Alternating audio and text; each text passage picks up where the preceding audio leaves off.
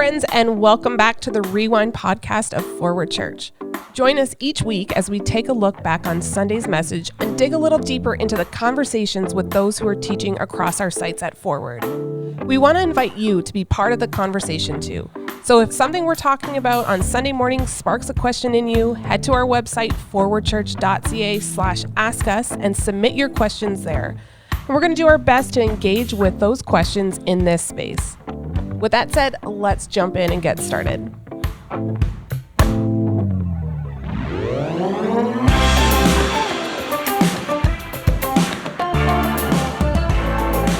Hello again, Rewind friends. Back here in the Rewind podcast, and it's looking a little different. This week, it's just me, Andrew, your host, and our co-lead pastor, Derek Fuller. It was me and you. And you and me. We should stop. Yeah, we should stop. We probably should. We want people to continue to listen to this. So. That's going to end it right there. So the reason it's just the two of us, there's another song leading. You want me to sing it? Didn't mean for that to happen, but don't We regret can make it if we try, Andrew. You and I. Is in our kitchen location. We had a special guest preacher. Do you want to tell us a little bit about our special guest this past weekend? Yeah, we had Daryl Siemens down visiting us and preaching. He is a potential Kitchener site pastor that we have been walking down the road with. And so Daryl was preaching in Kitchener. We're thankful that we were able to still have him alive and in person and have some people there in front of him. And now we're just in the process, both he and we, of continuing to seek God's face and whether he's the right guy and whether he feels we're the right church. And this is the right ministry calling and opportunity for him right now. And so continue to pray for him, his wife Stephanie, his son Parker, and then pray for us and our church, and especially our the Kitchener site as we walk down this road. Yeah, we're excited. So there's a lot of exciting stuff happening because we had Daryl visiting us from out west, and then we were still able to meet. Yeah. We had a bunch of contingencies as sort of things. Oh my goodness. Petered out. And we talked about this.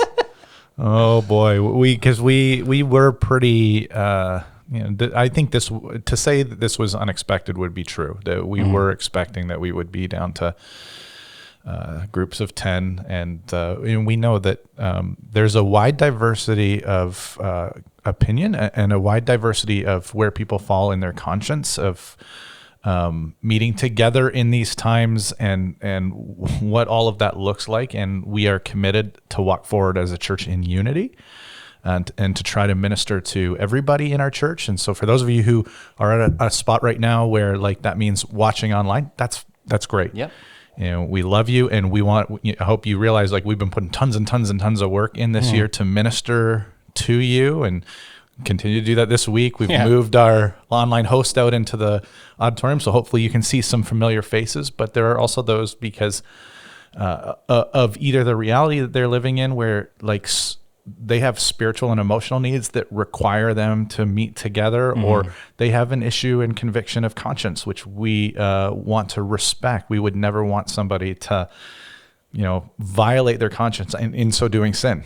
Right. So we were going to move forward with as many services as we needed to do of 10 to minister to the people who needed to be present, which could have been like 8-10 services on a Sunday. Just Andrew, you have the opportunity to teach and preach, and just I think maybe people don't recognize what it takes out of you.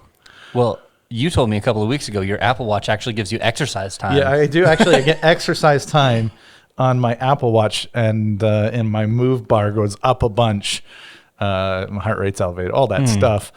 But there's also just like this spiritual outpouring that goes on. That like there's a physical toll that comes from teaching. So a lot of afternoon naps for pastors. The thought of doing that 8 times in a day, although God would have given us all that we needed to minister to his people. I'm convinced of that. Yeah, absolutely.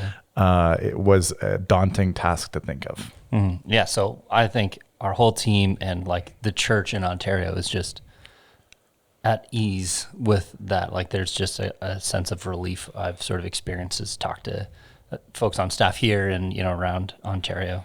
friends who are also in church ministry where we can like breathe a little easier. Yep. And by the way, if you have friends in churches that have decided differently, and we there's some great Jesus loving churches who have decided during this stay-at-home order that they need to shut down all services, then please don't go after them or attack them or say, why don't you do this? Or no, we're all on the same team, and we're just in this time where like we're living in a lot of nuance.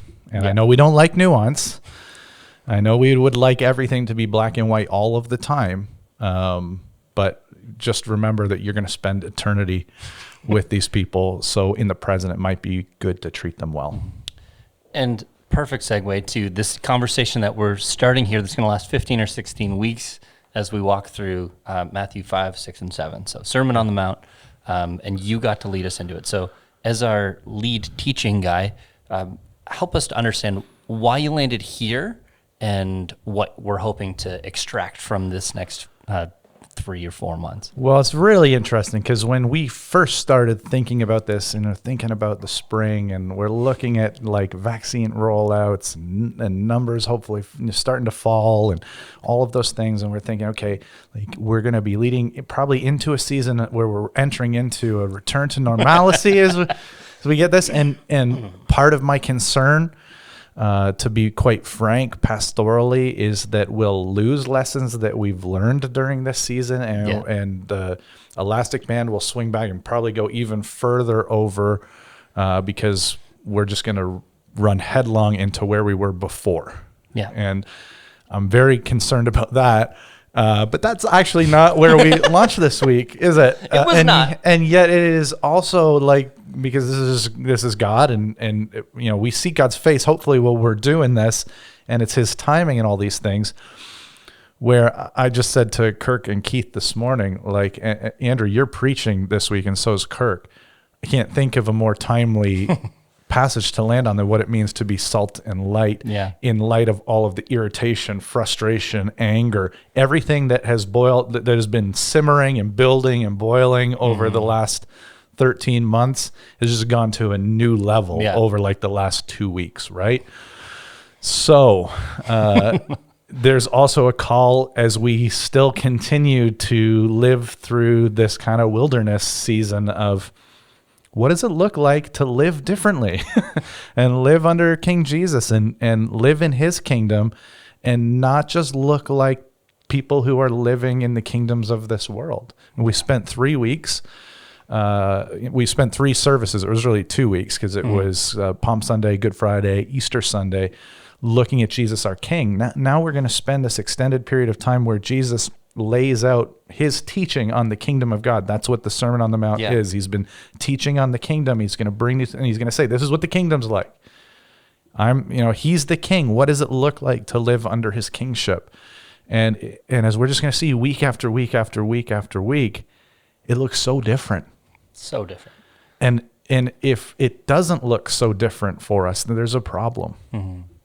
And that's why I loved the idea of calling it the new normal. I know in our series design team, there was some conversation about that and some differences of opinion. And actually, if I can be really honest and expose my wife here, like when we sat down and they rolled out the graphic and it said new normal, there was a like physical and audible reaction of like, ugh, like I just hate that term because we've beaten it to death, right? Like if we hear unprecedented or new normal one more time, I'm going to freak out. Yeah.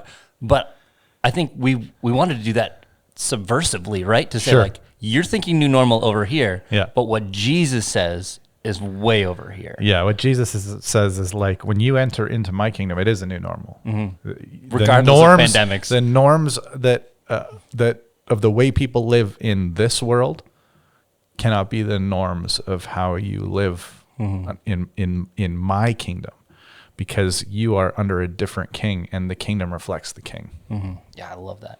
One of the things you hit on early in your sermons, you talked about self-sufficiency. And I just wondered, like, even like big picture, obviously that's true.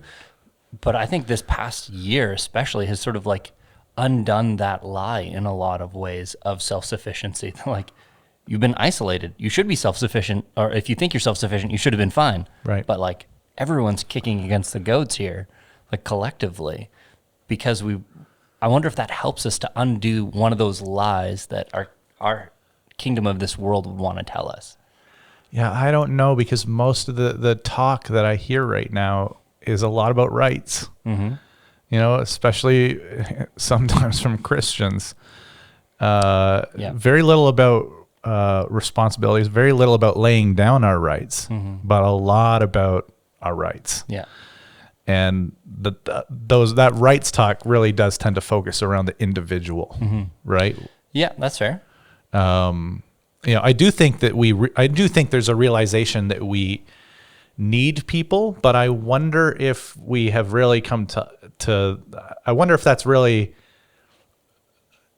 I don't know that that's about interdependency. Right. It's more of a commodity culture where we're saying, I need these people to make my life better. That's right. I need people, like I talked about on Sunday. Like, we all realize we're in a story. Many of us think we're the lead actor. Right. And we need supporting cast to make our life better. You need a supporting cast or the movie's really boring. It's true. If you've ever been to a one-man show, it's not very compelling. So I would love to believe that's the case, but I know my own heart, and I've just spent like decades now observing people, and I have a feeling that it's a lot more about me and my needs than it is about, like, you know, we need each other. Yeah, absolutely. Yeah, and then we get into, like, Jesus launches right into the Beatitudes, or the blessings. And again, we come right up against a conflict of kingdoms right there, and cultural understandings of that word. If you search any sort of social media platform and you put in #blessed, what you're going to find is a bunch of people who just got a new car, pictures with their families, you know, big meal in front of them, right? Like, we think blessing, help us, like, pastor us through this, Derek. Yeah, like, you do not go in there, type in #blessed and see somebody wailing and mourning, right? Like, this is just not the case. It's interesting in Scripture. Blessing refers to two ways, right? So there is that God can bless us and that we can bless God. It can't mean happy. You know, we don't make God happy. God's happiness is not dependent upon upon us and the things that we do. Yeah. But it is tied up in this sense of approved of. It's tied up in this sense of the favor of. Yeah. Just thinking through, like, Old Testament, like, you know, Abraham passing his blessing on, right? Like, there's and Old Testament, the Jesus really in the Sermon on the Mount here is taking a concept of Old Testament. Well, he's challenging even that Old Testament, because it is primarily rooted in the physical. Yeah. Familial lines, those sorts of things. And he's brought it in the same way that we understand that the Promised Land is a type. It's looking forward to. It's really about being in the presence of the place of God, right? Yeah. So Jesus is saying he's turning even Jewish thinking on its head at the time, which is still very rooted in the material, and saying, you know, you have to think farther down. And our blessing, here's something I should say. Our blessing will be material, because it is a new heaven and a new earth. So I don't want to this is unique about Christianity, right? We see a reconstituted reality. We don't think of the material as other than. God created all of the material world and proclaimed it good. This was his design and creation. We don't want to be Platonic in our thinking, where we have soul and spirit over here and then material, or not Gnostic in our thinking when you get into the time of Jesus, into the time of the early church, right? Yeah, that Gnostic gospel that separates the sacred secular divide and all that sort of fun stuff. So we're going to inherit, when it says you will inherit the earth, this is going to be a new heaven and a new earth, and you're going to inherit it. Like, I don't even know what that's going to look like, but it's going to be amazing. I feel like through this entire series, we just have to, like, coming back to this line that, like, Jesus wasn't kidding. Like, like, I think you mentioned, I can't remember if it was you or Daryl, because I listened to both, talks about, like, we sort of want to, like, undercut what Jesus is saying here, or explain it away, or justify it, or like make it an analogy for something greater. But like, there's a lot of, like, just straightforward teaching here, And Jesus isn't kidding around. He said, you will inherit the earth. That's right. If you're mourning, you will be comforted if you're in the kingdom, because he's going to make it all right. Yeah. And you'll enjoy that, and you'll enjoy eternity forever and all of that. Now, I think maybe if we're talking about a culture that wants to assert its rights and, seek its own blessing in the sense that we were talking about the hashtag blessed idea, yep. Maybe the best place to start is being poor in spirit. Yeah. Right? Like, rather than seeking riches and recognition, being poor in spirit. So I loved how you just sort of like translated that. If you can pull it out of your hat here. Sure. I'm wearing a hat. Yeah. Pull it out of my hat. Yeah. Sort of retranslate that for us and then help us to be reminded of where you were hoping to land on that. Yeah. So sometimes when we hear the terminology or the phrasing poor in spirit, we kind of have a picture of somebody who just like, oh, I'm a worm, I'm awful. Eeyore. Yeah. It is really about coming to the realization that you're spiritually bankrupt.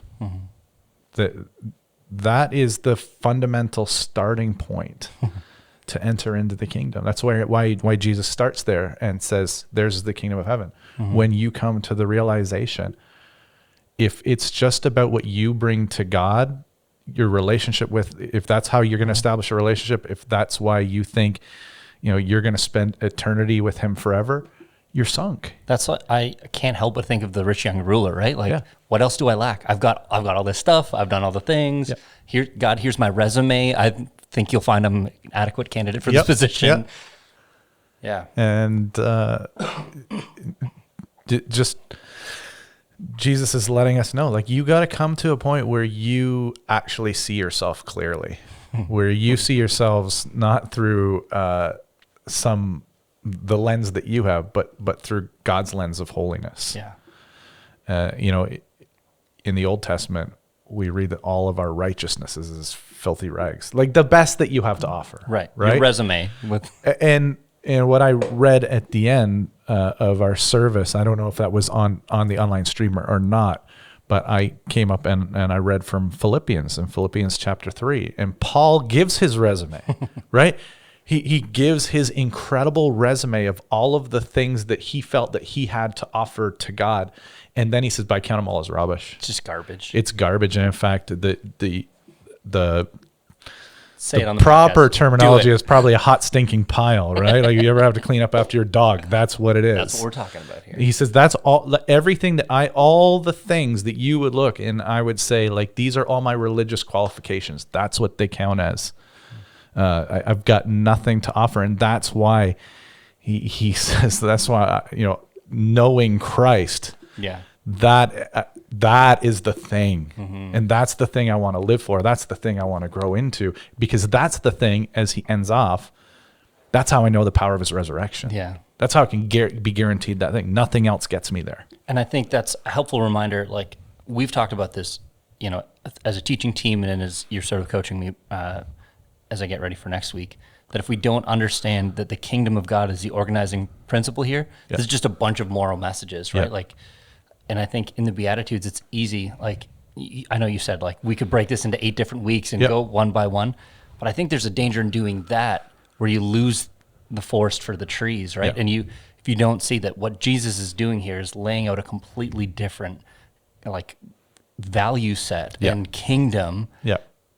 And you just be like, oh, but you need to be more repentant, right? Like, it turns into a moral category rather than like a desperate seeking after the kingdom of God above all else. Like Paul lays out there for us. And all of these other things will fall out of that first reality of the poverty of spirit, like all the other parts we're going to talk about here. Yeah.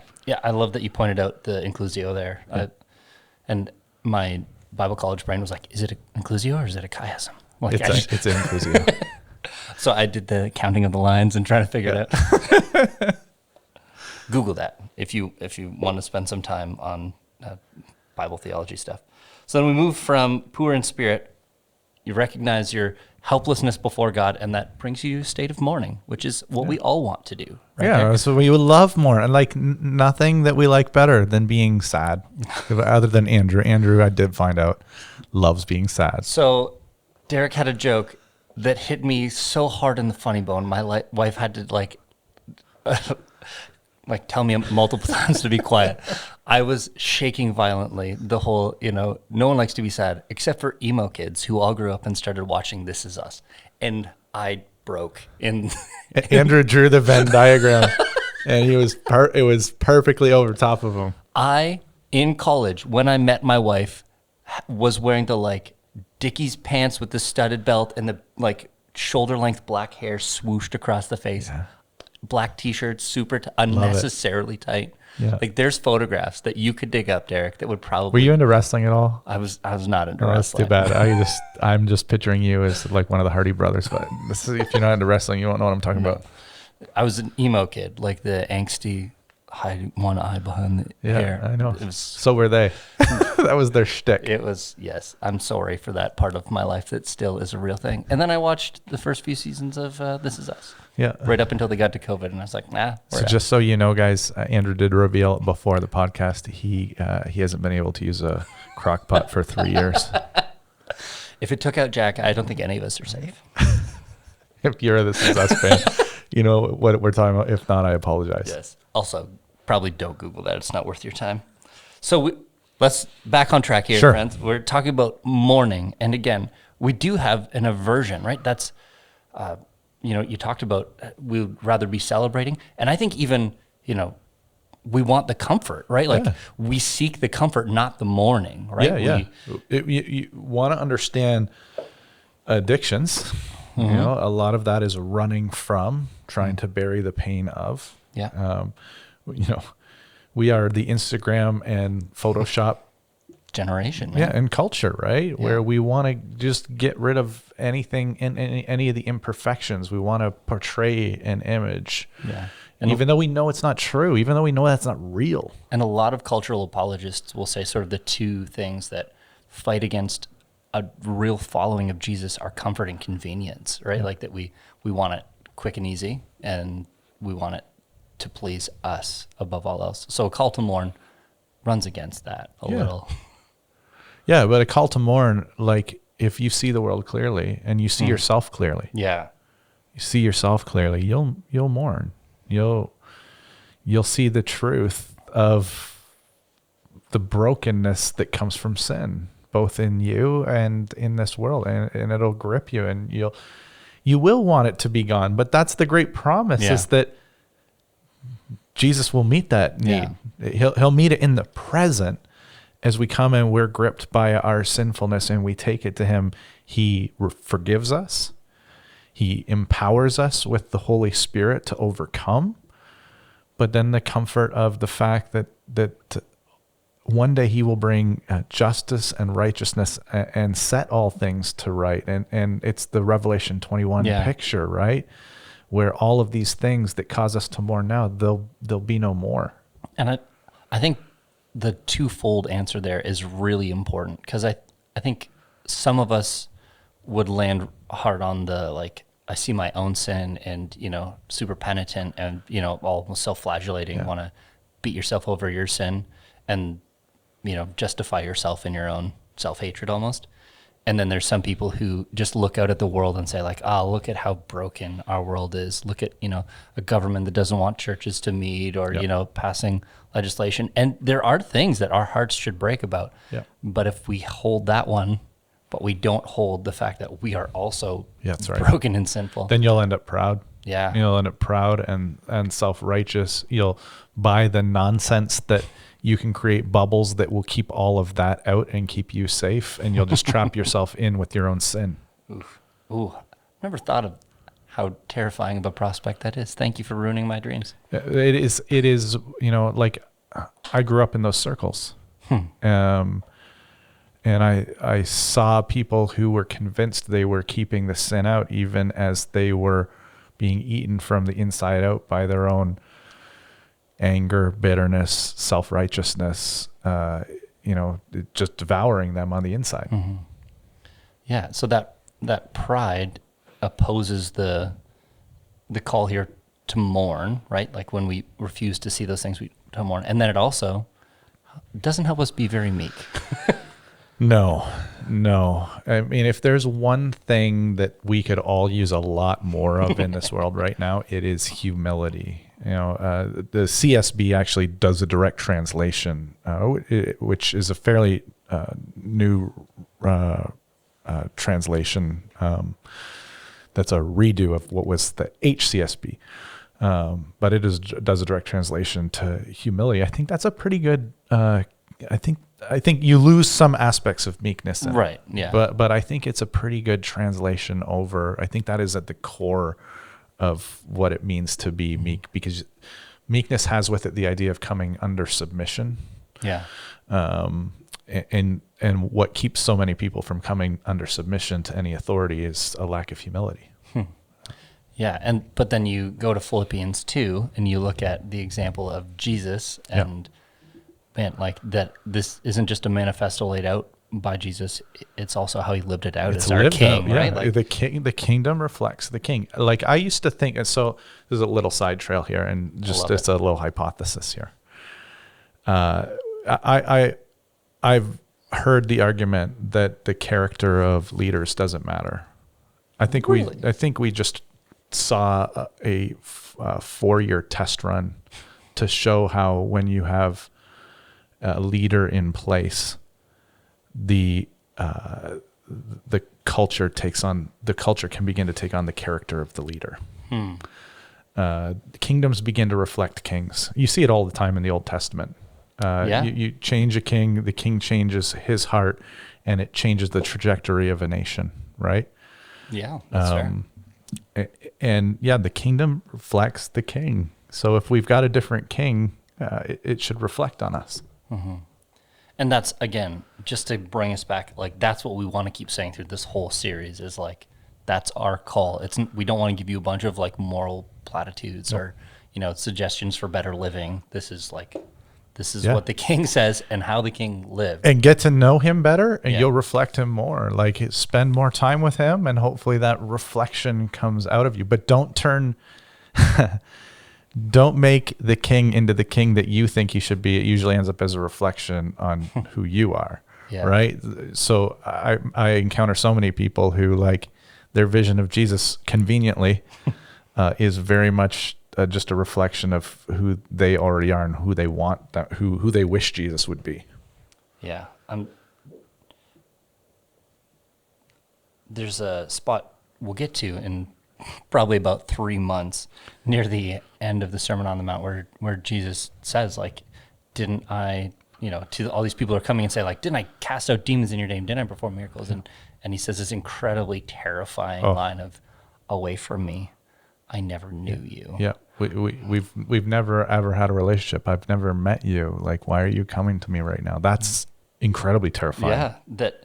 And like, true confession, I've never cast out a demon before in all of my life, nor have I performed a miracle. So these men who are coming to him, have you done more public demonstrations of power, things, right?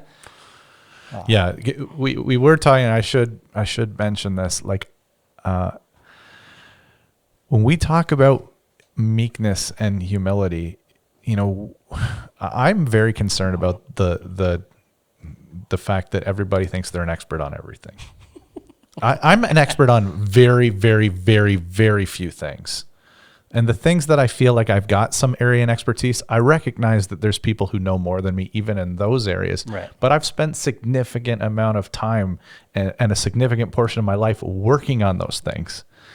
And I'm stunned how many times people who I know have spent very little time think that they're an expert on the things that I know a lot about.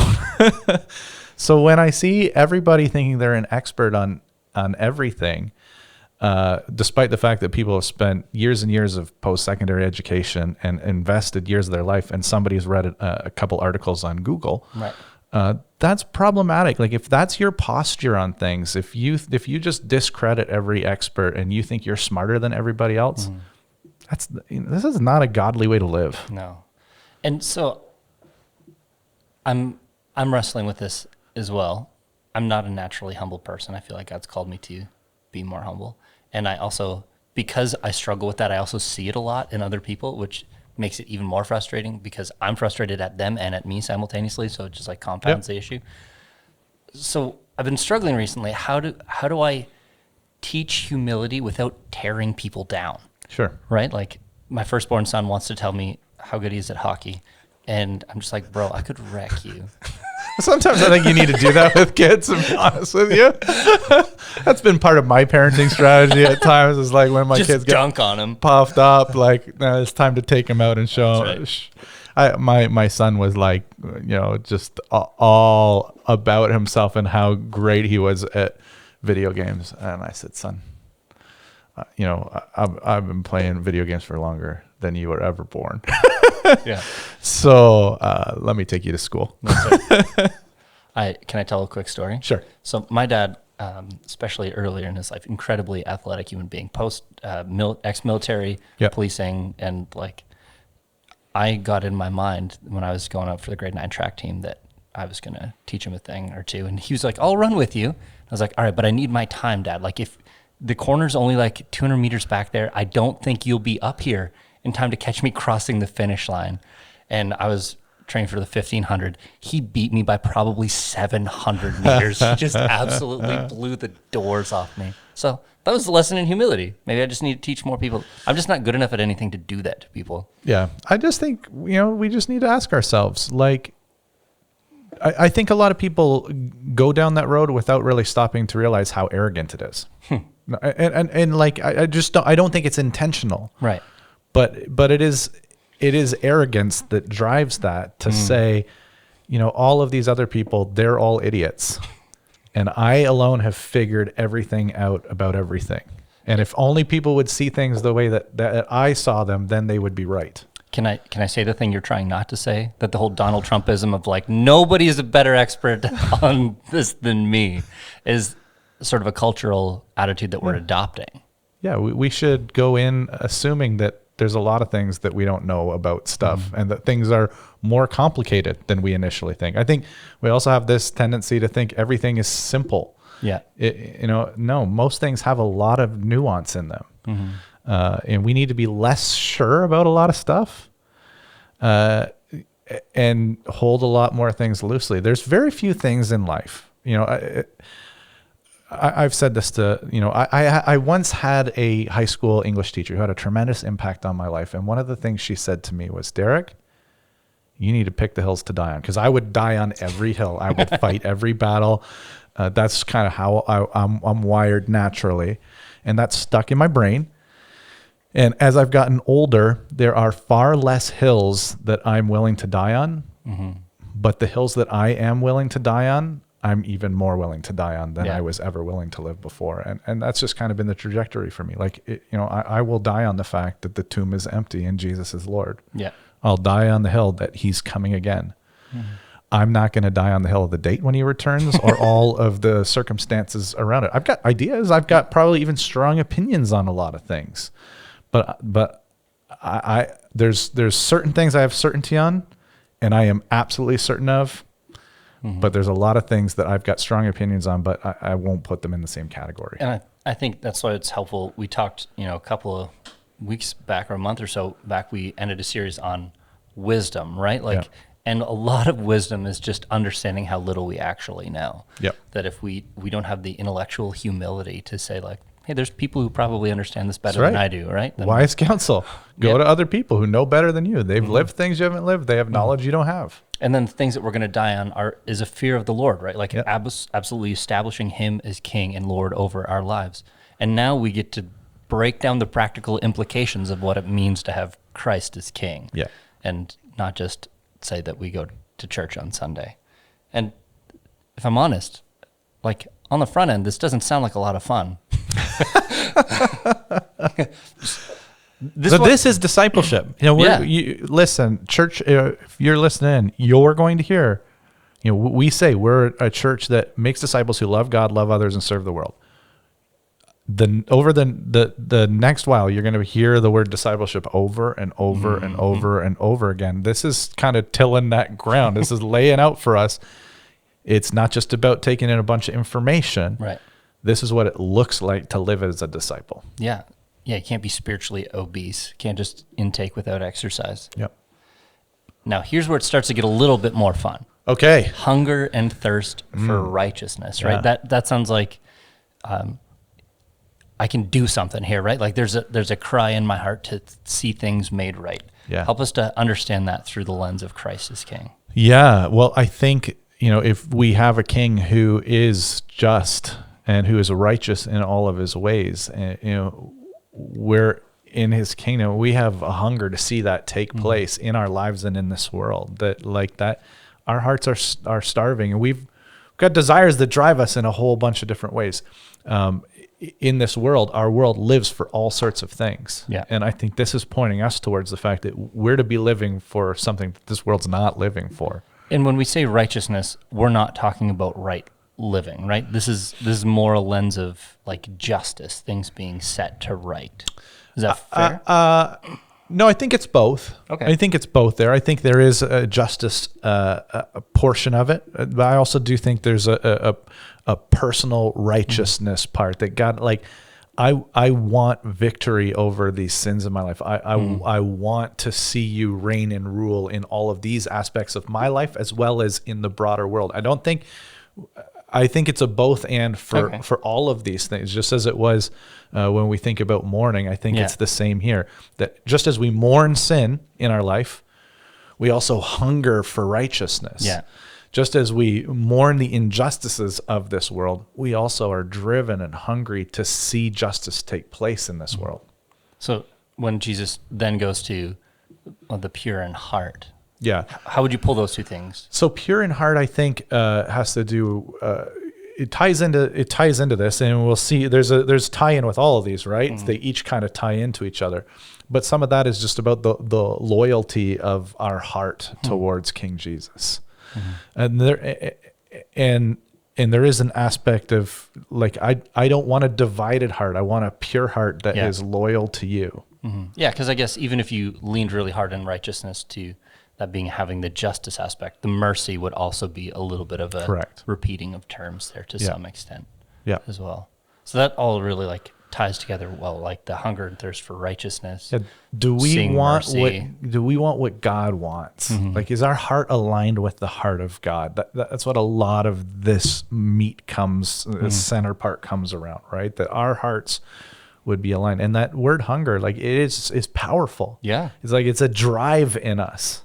That this consumes part of us, and so we long for it.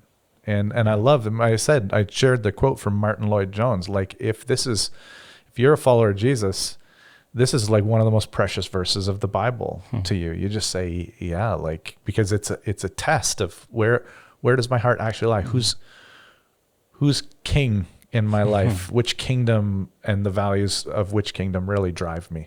Yeah, and I hear the words of the Lord's Prayer, right? Like, your kingdom come, your will be done on earth as it is in heaven, right? Like, that's, again, and then that echoes ahead to Revelation 21, like when he's with us and all things are restored as they ought to be. And like, if that's true of you, then you'll seek him in prayer and you'll get in his word, because you have this driving desire to see these things and to know what they are and to see it take place. And if there's just a total apathy to it, like, you don't care, there's no hunger there.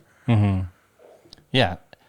Some of the most exciting and dangerous prayers is like, God, help me to love you. Like, when I've had those seasons that, life feels dry and devoid of the presence of God, like that's usually the prayer I go to, is like, God, just help me love you. Like, I want you to have my heart. And that's, usually a birth out of a place of like realizing my own apathy and then wanting to be hungry, but not yet hungering. Yeah. Now we get to the part where I know I might have to put the muzzle on a little bit. Blessed are the peacemakers, Derek. Yep. Ready, go. I don't even know what to say here.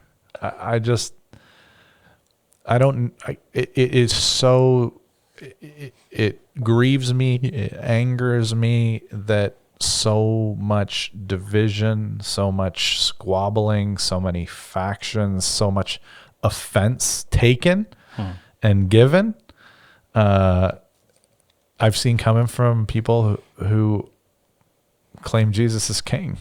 Like it boggles my mind. Like on the offense taken side, we all need to chill out a little bit. We need to stop getting offended about everything and stop going and hunting for offense. That's the opposite of peacemaking. Yeah. That's attributing motive to people all the time to look for a reason to get into fights. Yeah. And to be divided. On the flip side, some of us need to stop going out there and like just saying things that are offensive. We need to muzzle ourselves a little bit and not go about causing legitimate reasons for people to get. We're peacemakers. That's what we're called to be. That's who Jesus was. We should be going out there and trying to heal relationships. And so if we have caused unnecessary offense, that we should go to our brother or sister. And Jesus talks about this as well.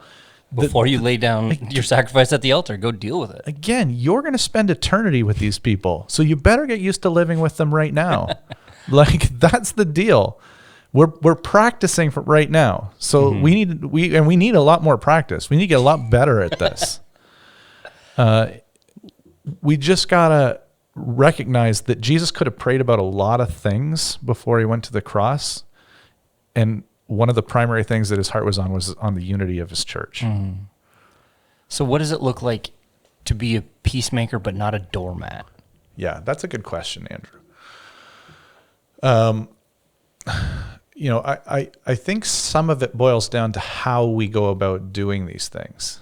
So I see a lot of people who just don't ever go through a process of trying to make peace.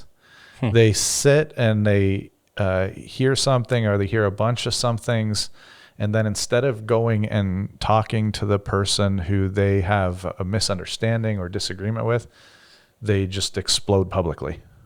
It's keyboard warriors. Yeah, like go talk to a person. It's amazing how the things that you feel comfortable writing in an email or putting on a post, all of a sudden when you're looking a human being in the eyes, don't feel that comfortable saying it or doing it, because you recognize, oh, my words have impact, and oh wait, I actually do know this person, and I know their heart, and I'm willing to give them the benefit of the doubt on some things. Yeah. That when you're separated and you're behind a screen, you just toss all that aside. Yeah. It's dehumanizing, right? Yep. Yep. Yeah. If you're going to make peace, if you're going to build bridges, it requires relationship. It requires you going and being present with somebody. So how do you reconcile the hunger and thirst for righteousness? Like, there are legitimate injustices and, things that should break our hearts and cause us to step into action. Yep. That might require us, or this is not a statement, but a question. Are there things that should cause us to stir up a ruckus instead of being a peacemaker when we're pursuing justice and righteousness? Well, a couple things. One, even when a person is on the other side of the issue from you, they're not your enemy. Again, what does Paul have to teach us? Who are we fighting against? Not flesh and blood. We're not fighting against flesh and blood. We're fighting against principalities and powers.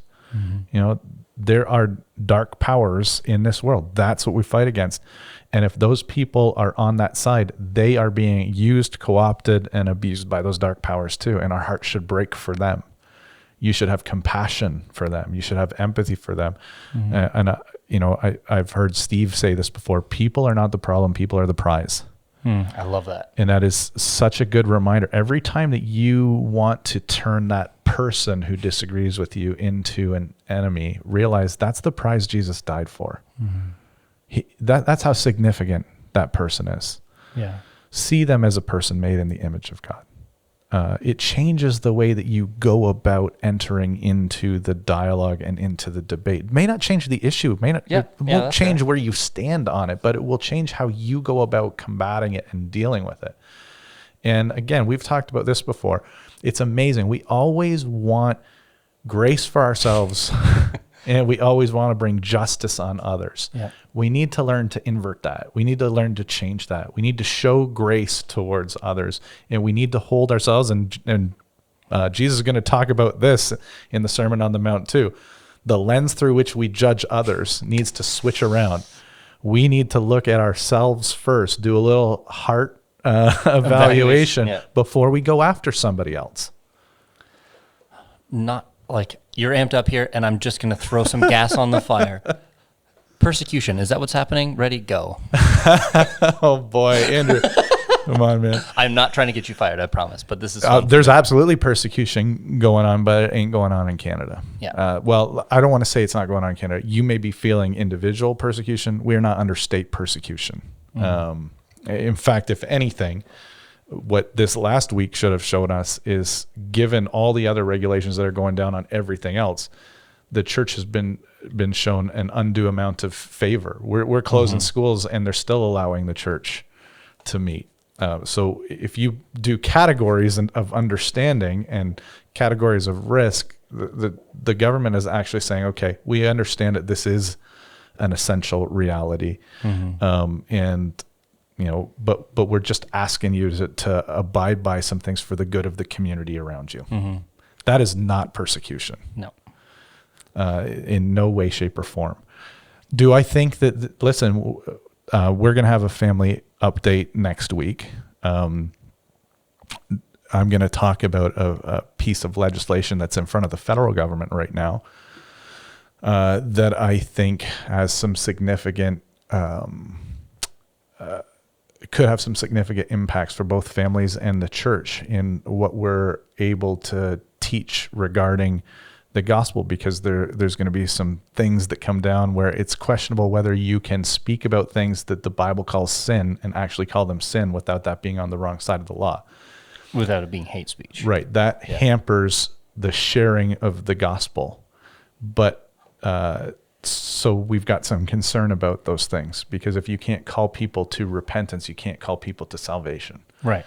That's a gospel issue. So how do you go about that as a peacemaker who's hungering and thirsting for righteousness? Yeah, we're going to talk about that as well. And I'm going to suggest some letters that you can send respectful to dialogue. Like one of the things that I love, one of my favorite passages in Acts is in Acts 17, when Paul goes to Mars Hill. Yeah. And as Christians, we're not always well versed in learning to speak the language of the people that we're trying to convince, right? So we're going to talk about how do we speak a shared language that is understood the same way by both. So much of stuff is communication breakdowns, right? But I do think there's a place and space that we have to stand to say, I will submit, I will, but if you ask me to cease from sharing the gospel, I won't do that, because Jesus is my king. And ultimately, he's the one I give an account to above all else. But all other kings are under him and are given as authorities over us. And so as long as you're not asking me to do what God forbids or forbidding me to do what God commands, I will walk in submission to that. I think we could probably go on for another hour here or more. I know you said you had about 4 sermons on the cutting room floor this week. And I will say, I have... You know, I've had small glimpses into the actual persecuted church. Yeah. And it is amazing to me when you encounter and spend time with leaders who have legitimately been persecuted. Their posture, their joy, their humility, their grace is not what I am seeing reflected in the church in North America right now, who feels they're under persecution. May I suggest there's a difference between losing a position of power and prominence and being persecuted. Those are two very different things. Yeah. I do think that we've lost power and prominence. And I honestly think in the long run, that's a good thing for the church, because we don't handle power and prominence well in society. The church flourishes when we're poor in spirit, when we mourn, when we live out the ways that Jesus calls us to live. When we reflect our King, who didn't consider his equality with God something to be grasped. When we're subversive rather than coercive. Yeah. So that's your thought for the week, Rewind friends. We have lots more to cover here. We are right at the beginning of this powerful, powerful, life-changing section of Scripture that will call us again and again to evaluate, are we living with Christ as King of our lives? So it's our prayer that in these conversations and what we've been talking about today, that we become a church that looks more and more like our King and brings the kingdom. So we love you, and we'll see you next week.